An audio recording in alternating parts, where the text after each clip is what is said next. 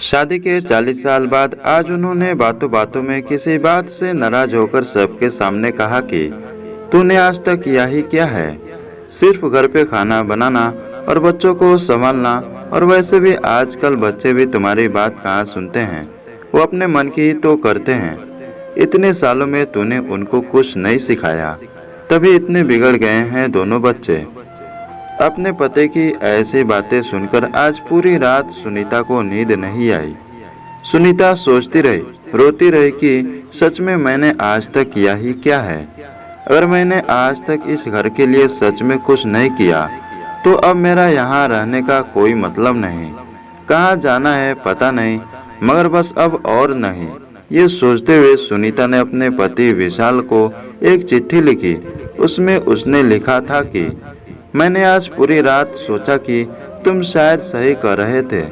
आज तक मैंने किया ही क्या है। कौन हूँ मैं, क्या है मेरी पहचान। चाहती थी मैं आसमान में उड़ना, मगर उड़ने से पहले ही मेरे पंख काट दिए गए। सपना देखने से पहले ही सपना तोड़ दिया गया। बाबा ने कहा शादी की उम्र बीती जा रही है। मुझसे पूछे बिना ही मेरी शादी करवा दी गई। बाबा का तो मानो बहुत बड़ा बोझ उतर गया। ससुराल में मेरे लिए हर कोई अजनबी सा था, मगर माँ ने सिखाया था कि अब यही तुम्हारी दुनिया है, यही तेरे अपने। अब से इन सबको ही तुम अपने माँ बाबा और भाई बहन समझना। पति तेरे लिए परमेश्वर है, इनकी कही कोई बात को मत टालना। सबको प्यार देके अपना बना लेना। माँ की बात मान के मैंने सबको अपना बनाया। मुझे क्या पसंद था और क्या नापसंद इसके बारे में कभी सोचा ही नहीं।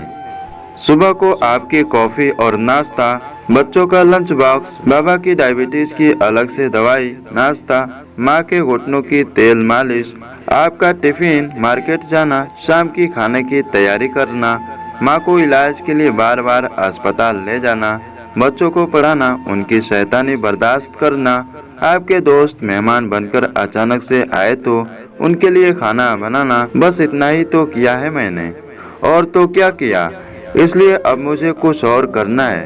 अब मैं जा रही हूँ, ये तो नहीं जानती कहाँ, मगर मुझे जाना है, पर तुम अपना ख्याल रखना। फिर सुनीता वो चिट्ठी टेबल पे रखकर चुपचाप वहाँ से चली गई। सुबह होते ही बाबूजी अपनी दवाई, नाश्ता और अखबार के लिए बहू को आवाज देने लगे। उसके साथ माँ भी अपने घुटनों के मालिश के लिए बहू को आवाज देने लगी।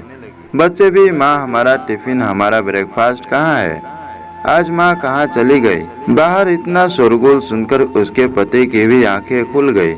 क्या हुआ पूछता हुआ वो बाहर आया। इतना शोर क्यों मचा रखा है सुबह सुबह। पापा देखो ना, माँ कहीं नहीं दिख रही। हमको कॉलेज जाने में देरी हो रही है, अभी तक ब्रेकफास्ट भी नहीं किया।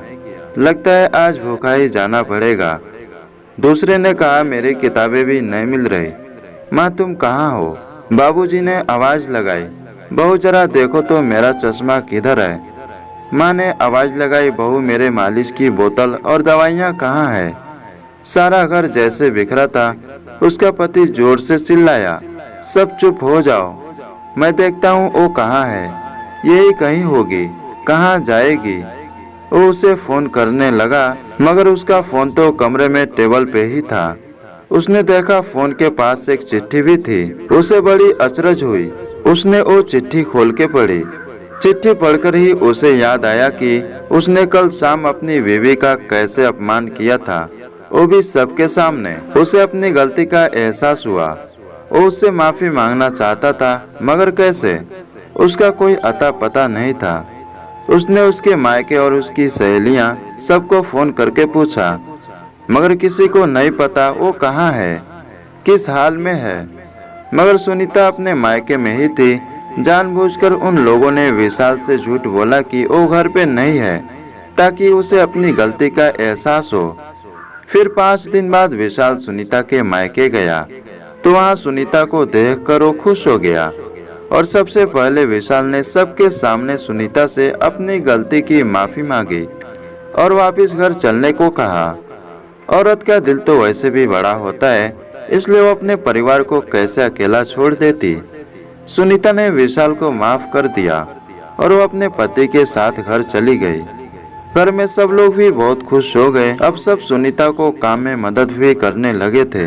अब सारे काम का बोझ सिर्फ सुनीता पर नहीं था, तो उसे भी थोड़ा आराम मिल रहा था। बच्चे भी अपनी माँ को काम में मदद करने लगे थे और अपनी माँ का सम्मान भी करने लगे।